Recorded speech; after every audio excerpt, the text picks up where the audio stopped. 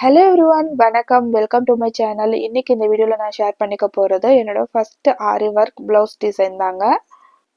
நான் பார்த்தீங்கன்னா last year ஜனவரி month ஆரி embroidery class join பண்ணியிருந்தேன். ஆன்லைனில் தாங்க பண்ணியிருந்தேன். இந்த வீடியோ ஆன்லைனில் கிளாஸ் ஜாயின் பண்ணி நம்மளால் லேர்ன் பண்ணிக்க முடியுமான்னு நினைக்கிறவங்களுக்கு ரொம்பவே யூஸ்ஃபுல்லாக இருக்கும். ஆரி எம்ப்ராய்டரியில் பேசிக் லெவல் ஸ்டிச்சஸ் எல்லாம் முடிச்சதுக்கு அப்புறமா ஒரு ப்ளவுஸ் ஒர்க் பண்ணி காமிக்கணுங்க. அந்த ப்ளவுஸ்க்காக தான் இந்த ஒர்க் நான் பண்ணிட்டு இருக்கேன். ஃபர்ஸ்ட் ஒரு 2 லைன் ஜரி கொடுத்துருக்கேன். அதுக்கப்புறமா 2 லைன் பார்த்தீங்கன்னா பிங்க் கலரில் சில்க் த்ரெட்ல 2 லைன் கொடுத்துருக்கேன். பேசிக் லெவல் நம்ம முடிச்சாவே போதுங்க. ஒரு ப்ளவுஸ் நம்ம ஒர்க் பண்ணிக்கலாம். இன்னுமே ரொம்ப அட்வான்ஸாக ரொம்ப டீட்டெயிலிங்காக நம்ம ஆரி ஒர்க் பண்ணணும்னா நம்ம அட்வான்ஸ் லெவல் படிச்சுக்கலாங்க. நான் பேசிக் லெவல் முடிச்சதுக்கப்புறமா நிறைய ஆரி ஒர்க் ப்ளவுசஸ் நான் பண்ணி கொடுத்துருக்கேங்க. கிட்டத்தட்ட ஒரு 7 to 8 ப்ளவுஸ் நான் ஒர்க் பண்ணி கொடுத்துருக்கேன்.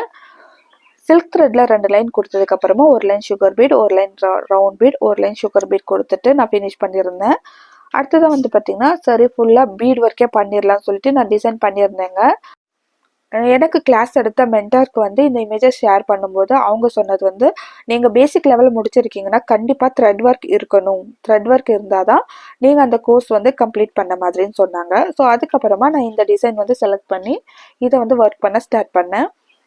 ஃப்ளவர் அண்ட் லீவ்ஸ் இருக்கிற மாதிரி டிசைன் செலக்ட் பண்ணிவிட்டு அதை அப்படியே ட்ரேஸ் பண்ணிட்டேன். இந்த இடத்துல பாருங்கள் மிஸ்டேக் ஆயிடுச்சு. ட்ரேசிங் பண்ணும்போது ரொம்ப ரொம்ப கவனமாக பண்ணணும். இல்லைன்னா நம்ம இதில் இருக்கிற ஃப்ளோலையே இந்த பக்கமும் பண்ணதுனால டிசைன்ஸ் கொஞ்சம் தப்பாயிரும். அடுத்ததான் நடுவில் இருக்கிற ஃப்ளவர் மட்டும் ஃபுல்லாக ஒர்க் பண்ணிட்டேன். செல்ஃப் கலர்லேயே த்ரெட் செலக்ட் பண்ணிவிட்டு இந்த ஃப்ளவர் எல்லாம் போட்டு முடிச்சிட்டேன். அடுத்ததான் லீஃப்க்கு க்ரீன் கலர் எடுத்திருக்கேன். க்ரீன் கலர்லேயும் சேம் அதே மாதிரி நான் லீஃப் ஃபில்லிங் ஸ்டிச் வச்சு முடிச்சிட்டேங்க. ஸ்டார்டிங் ஸ்டேஜஸில் சில்க் த்ரெட்டில் ஒர்க் பண்ணும்போது கட் ஆகுங்க. நம்ம ப்ராக்டிஸ் பண்ணிகிட்டே இருந்தோம்னா கரெக்டாக வந்துடும். அடுத்ததான் பார்த்தீங்கன்னா லீவ்ஸ் எல்லாம் போட்டு முடிச்சிட்டேன். லீவ்ஸ் எல்லாம் போட்டு முடிச்சதுக்கப்புறமா அந்த லீவ்ஸ் அண்ட் ஃப்ளவருக்கு அவுட் சைடில் சுகர் பீட் கொடுக்கலாம்னு நினச்சிட்டு இருக்கேங்க. சுகர் பீடில் நிறைய கம்பெனி இருக்குங்க. ஸோ கொஞ்சம் காஸ்ட்லியான சுகர் பீட் நம்ம யூஸ் பண்ணும்போது சீக்கிரமாக ஃபேட் ஆகாது. சுகர் பீட் எல்லாமே ஒரே மாதிரி இருக்கும். சில சுகர் பீட் பார்த்தீங்கன்னா ஒன்று பெருசாக ஒன்று சின்னதாக இருக்கும். அப்படி இல்லாமல் எல்லாமே ஒரு மாதிரியே இருக்குங்க. அடுத்ததாக ஸ்லீவுக்கும் ஒர்க் ஸ்டார்ட் பண்ணி ஃபினிஷ் பண்ணியிருக்கேன். சேம் பேக் நெக்கில் என்ன டிசைன் ஃபாலோ பண்ணுமோ அதே தான். பட் அந்த ஃப்ளவர் மட்டும் 2 மட்டும் இருந்தால் போதும் அப்படின்னு நடுவில் 2 ஆட் பண்ணிவிட்டு ஸ்லீவ் ஃபுல்லாமே கிராண்டாக தெரியறதுக்காக நான் புட்டாஸ் வச்சுருக்கேங்க. நடுவில் இந்த மாதிரி குந்தன் ஸ்டிக் பண்ணிக்கிறேன். நடுவில் இருக்கிற கேப்புக்கு நம்ம குந்தன் ஃப்ரெஞ்ச் நாட் போடும்போது ரொம்பவே ஃபினிஷிங்காக அழகாக இருக்கும்.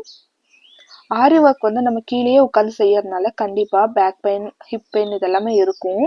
நம்ம ஷோல்டர் தூக்கி வச்சிருக்கறதுனால சம்டைம்ஸ் ஷோல்டர் பெயின் கூட இருக்குங்க.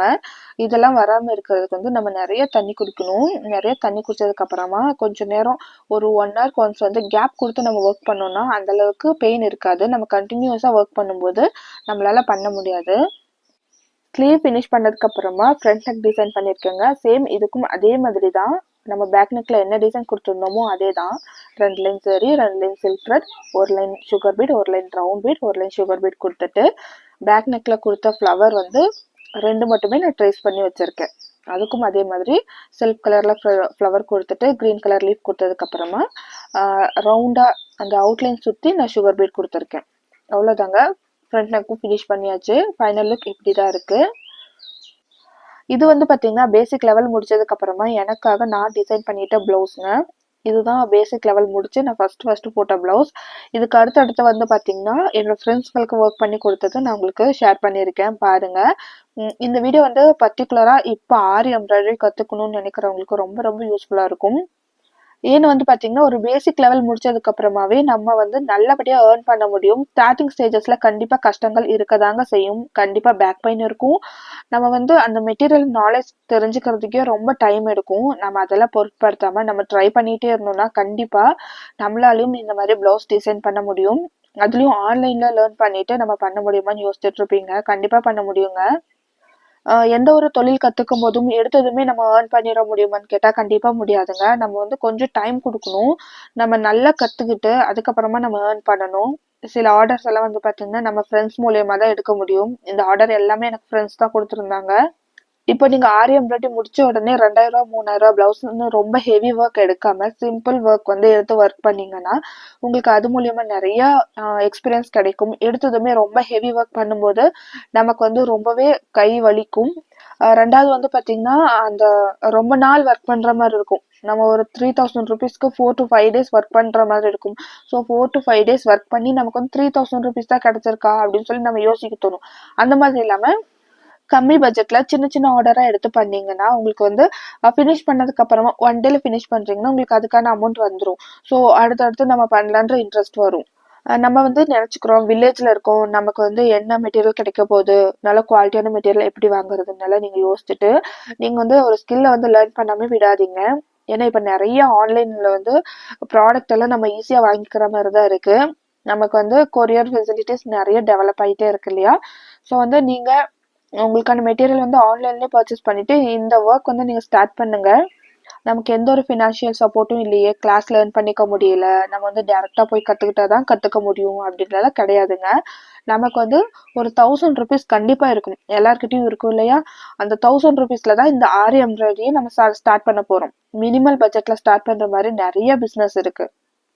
ஆரி எம்ப்ராய்டரி எல்லாம் ரொம்ப ரொம்ப மினிமல் பட்ஜெட்லயே நம்ம வந்து லேர்ன் பண்ணிக்கலாம். நம்ம கிளாஸ் ஜாயின் பண்ணி தான் படிக்கணும்ட்டு இல்லை, நீங்க வந்து ப்ராப்பரா யூடியூப்ல கத்துக்க முடியும்னா யூடியூப்லயே நிறைய வீடியோஸ் இருக்கு. நம்ம வந்து எந்த ஒரு ஸ்கில் லேர்ன் பண்ணணும்னாலும் நம்மளோட ஓன் இன்ட்ரெஸ்ட் இருந்தாவே போதுங்க, நம்ம எப்படினாலும் லேர்ன் பண்ணிக்குவோம். நம்ம இஷ்டம் தான், ஒன்று நீங்க பே பண்ணியும் கத்துக்கலாம், இல்லை உங்களுக்கு இன்ட்ரெஸ்ட் இருந்தா யூடியூப் பார்த்தும் கத்துக்கலாம். உமன்ஸ்க்கு வந்து ஃபினான்ஷியல் இண்டிபெண்டன்ட் ரொம்ப ரொம்ப முக்கியங்க.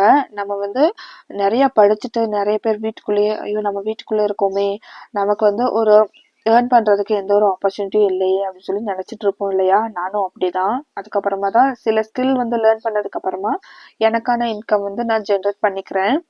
பேசிக் லெவல் ஆரி எம்ப்ராய்டரி முடிச்சதுக்கு அப்புறமா ஒரு ஆல்பம் ரெடி பண்ணி சப்மிட் பண்ணியிருந்தேங்க. அந்த ஆல்பம் பார்க்கணுன்னா கமெண்ட்ல சொல்லுங்க, நான் நெக்ஸ்ட் வீடியோல அப்லோட் பண்றேன். இந்த வீடியோல ஏதாவது டவுட் இருந்துச்சுனாலும் கமெண்ட்ல சொல்லுங்க. எனக்கு தெரிஞ்ச இன்ஃபர்மேஷன்ஸை கண்டிப்பா ஷேர் பண்ணிக்கிறேன். இந்த வீடியோ பத்தின உங்க கருத்துக்களையும் கமெண்ட்ல சொல்லுங்க ஃப்ரெண்ட்ஸ். நெக்ஸ்ட் வீடியோல சந்திக்கலாம். பாய்.